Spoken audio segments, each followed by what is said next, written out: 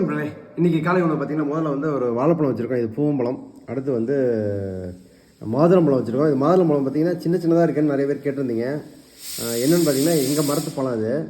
பழம் வந்து பெருசாக மாட்டேங்குது, சின்னதாக இருக்குது. ஆனால் பழம் வந்து டேஸ்ட்டாக தான் இருக்குது. ஓகே, அதனால் வந்து நாங்கள் சின்ன சின்னதாக பிச்சு ஒரே ஒரு மரம் இருக்குது வீட்டில்.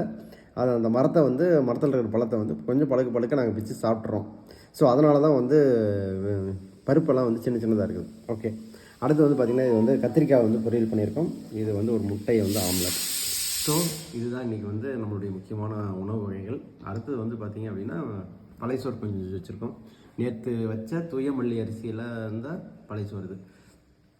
இன்றைக்கி மதியத்துக்கு வந்து மாப்பிள்ளை சம்பா அரிசி வச்சுருக்கோம். அப்போ இந்த தூய மல்லி மாப்பிள்ளை சம்பா இதிலெல்லாம் என்ன பெனிஃபிட்னு கேட்டிங்கன்னா, கருப்பு கவுனி இந்த மாதிரி பாரம்பரிய அரிசிகள்லாம் என்ன பெனிஃபிட்னு கேட்டிங்கன்னா, வந்து ஃபுல்லாக பாலிஷ் பண்ணியிருக்க மாட்டாங்க.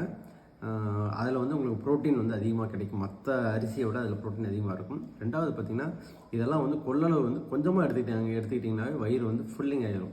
ஸோ அதனால் நீங்கள் வந்து குறைவாக சாப்பிட்டிங்கனாவே வயிறு ஃபுல்லாகிடும். மதியம் வரைக்கும் பசிக்காது. நீங்கள் நடுவில் எதுவுமே எடுத்துக்க தேவையில்லை.